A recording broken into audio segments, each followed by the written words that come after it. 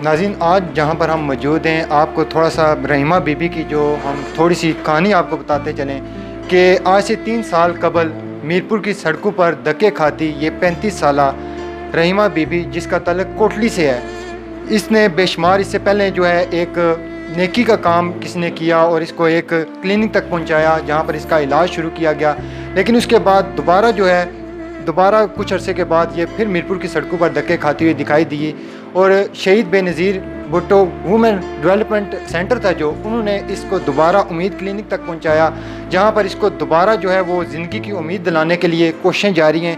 आज हमारे साथ ये मौजूद है, काफ़ी जो इसकी आपको हम वो क्लिप भी दिखा रहे हैं जो कि हमने मीरपुर की सड़कों पर ये जब रुल रही थी, तो आज वो हमारे साथ मौजूद है। काफ़ी बेहतर जो है वो हमें दिखाई दे रही है, बात भी कर रही है। इससे बात करेंगे हम कि आज वो किस हद तक जो है वो बेहतर हुई है।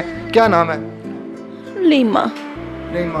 ते क्या हुन तुसा क्या महसूस कर रहे हो? हुन बेहतर हो तुसा? माड़ा बच्चे की अल्लाह बचाए सो मैं बच्चे ही मिलना चाहने हो? बच्चे की मिलना चाहने आ ते बच्चे नी इज्जत खराब ना करनी, बच्चे की मैं बचाया। बच्चा कुत्थै है तुसा ना?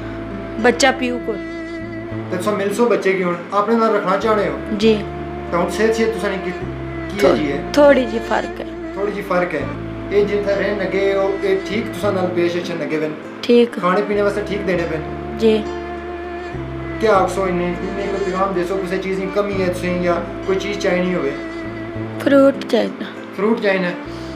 बाकी कोई और चीज़, कपड़े शपड़े या कोई और चीज़ इतना परेशानी होवे कुछ से? कपड़े चीड़ा। कपड़े शपड़े चाहिए? तो और कोई परेशानी?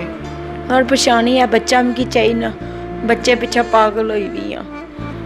तो बच्चा जो तुसें लभी जाता फिर तुसें सड़कों पर तो जान लगे? नहीं, मैं नहीं जाती सड़कों पर। तो बाकी से ठीक है ना? ठीक। बिल्कुल जी नाज़रीन, ये रहीमा बीबी थी जिसे काफ़ी जो है वो हमने देखा कि काफ़ी इसकी सेहत भी जो है बेहतर हो चुकी है। यहाँ पर शहीद बेनज़ीर वुमेन डेवलपमेंट सेंटर की जो डायरेक्टर हैं उनसे भी बात करेंगे हम कि वो इस हवाले से क्या कहती हैं। डॉक्टर कुद्सिया बतूल साहिबा कि वो इनके लिए क्या एफर्ट कर रही हैं और किस तरह जो है इनकी जो है मज़ीद सेहत की बेहतरी के लिए क्या इक़दाम किए जा रहे हैं। रहीमा के केस के मामले में जब इसको हॉस्पिटल में एडमिट कराया गया तो हमें गवर्नमेंट लेवल पे हमारे जो सेक्रेटरी हैं सोशल वेलफेयर वुमेन डेवलपमेंट, उनकी डायरेक्शंस, उनका मैसेज मुझे आया कि ये खातून उस तरह सड़कों पर है और एडमिनिस्ट्रेशन ने, हमें डिस्ट्रिक्ट एडमिनिस्ट्रेशन ने उसको हॉस्पिटल तक ले गए। तो हमारा जो शेल्टर होम है शहीद Benazir Bhutto women development centre, इसका काम ही विक्टिम ऑफ वायलेंस को फैसिलिटेट करना ख़वातीन को। मैंने इनसे रब्ता किया तो ऑलरेडी मेरा स्टाफ, मैं इनको मुबारकबाद भी देती हूँ। असल में जो हमारा जो शेल्टर होम है वो विक्टिम्स ऑफ वायलेंस ख़वातीन को residence, legal support, medical support ये हम प्रोवाइड करते हैं। लेकिन जो साइकोलॉजिकल केसेस के लिए हमारे लिए हैंडल करना मुश्किल था क्योंकि अभी ये स्टेबल नहीं थी, डॉक्टर भी इसकी रिपोर्ट को क्लियर नहीं कर रहे थे। तो मेरी मैनेजर आमरा ने मुझसे रब्ता किया कि मैडम ऐसी सूरत हाल में हम क्या करें। तो मैंने कहा हम ख़वातीन का अदारा है, हम इसको रख लेंगे जिस हद तक वह हम मैनेज करेंगे। जब वीमेन डेवलपमेंट का डिपार्टमेंट मौजूद है, हमारा इंस्टीट्यूट मौजूद है, हम इसको रखेंगे और इसकी बहुत अच्छी देखभाल करेंगे जिस हद तक मुमकिन हुआ। अगर हम नहीं रखेंगे तो कौन इसको सपोर्ट करेगा, कौन इसकी ख्याल करेगा। हॉस्पिटल में क्या मुश्किलात थी? हाँ जी, मेरे स्टाफ ने ये बताया, देखें ये अलमिया है कि साइकेट्री का डिपार्टमेंट ही मौजूद नहीं है। और जब रहीमा को ले जाया गया हॉस्पिटल में तो उस वक्त इसको ENT के वार्ड में बैठाया गया। तो ये मेरे ख्याल में एक अलमिया और गवर्नमेंट को इस पे नोटिस लेना चाहिए कि हमारे हॉस्पिटल्स के अंदर साइकेट्री का डिपार्टमेंट मौजूद हो।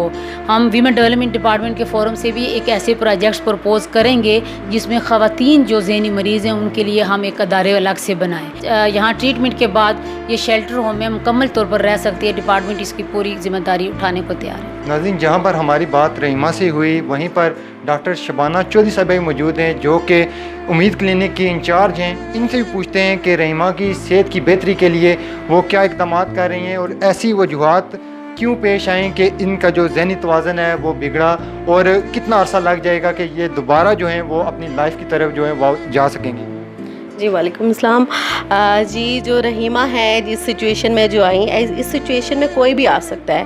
ہم میں سے، آپ میں سے جتنے بھی لوگ ہیں، کسی کے ساتھ بھی یہ مسئلہ ہو سکتا ہے، یہ ٹراما ہو سکتا ہے. شروع میں جی کسی نے توجہ نہیں دی. اب جو ہے آزاد کشمیر کی حکومت، اسپیشلی سوشل ویلفیئر کا جو ڈپارٹمنٹ ہے ہمارا، انہوں نے، اور ہمارے معزز جو ہے آزاد کشمیر کا ایسٹ جنہیں کہنا چاہیے، چودھری حنیف صاحب، انہوں نے، اور ہمارے اے سی صاحب، وہ لے کے آئے رحیمہ کو میرے پاس. انہوں نے مجھے بتایا تو ایکچولی میں نے کہا کہ ان کا ٹریٹمنٹ جو ہے وہ بیسکلی ریہیبلیٹیشن سینٹر میں ہوگا، کیونکہ جس طرح سوشل ویلفیئر میں یہ ٹریٹمنٹ کروا رہی تھی یا ڈی ایچ کیو ہاسپٹل میں، وہاں پہ فیسلٹی نہیں تھی. سوشل ویلفیئر ان کا شیلٹر جو ہوم ہے، وہاں پہ ڈاکٹرز وغیرہ یا سائیکالوجسٹ، سائیکیٹرسٹ وہاں پہ نہیں جا سکتے.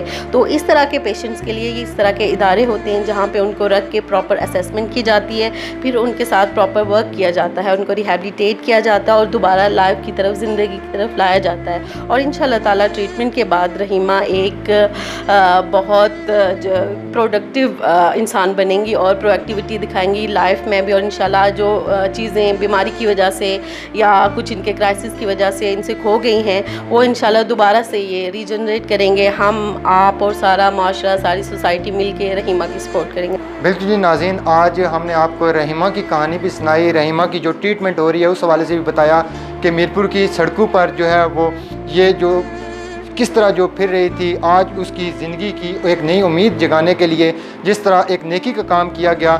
یہی اصل زندگی ہے کہ دوسروں کے لیے جیا جائے، اور نیکی بھی اسی کا نام ہے. اور اگر اسی طرح رحیمہ کی خدمت جاری رہی اور رحیمہ کو ایک نئی زندگی یا واپس اس کی لائف میں لانے کے لیے جو خدمات کی جا رہی ہیں وہ کی گئی، تو واپس یہ اپنے گھر تک پہنچے گی اور ایک جیسا عام نارمل زندگی خواتین گزار رہی ہیں اس طرح یہ بھی نارمل زندگی گزارے گی. اس کے لیے ہمارے معاشرے میں تمام جتنے بھی لوگ ہیں ان کو مل بیٹھ کے اس طرف توجہ دینے کی ضرورت ہے، تاکہ ایسے واقعات دوبارہ رونما نہ ہوں، اور اصل جو پریشانیاں ہیں، گھریلو جو رنجشیں ہیں، ان سے دور رہنے کے لیے اس طرح کے جو سینٹرز ہیں حکومتی سطح پر بھی قائم ہونے چاہیے، تاکہ لوگوں کو جو ریلیف فراہم ہو سکے اور لوگوں کو ایک پلیٹ فارم جیسا ہو جہاں پر لوگ جو ہیں وہ پہنچ سکیں اور فری جو ان کو اس طرح کی میڈیکل کی سہولیات ہیں وہ مل سکیں. اسی کے ساتھ اپنے میزبان فیصل گلزار کو اجازت دیجیے. اللہ حافظ و ناصر.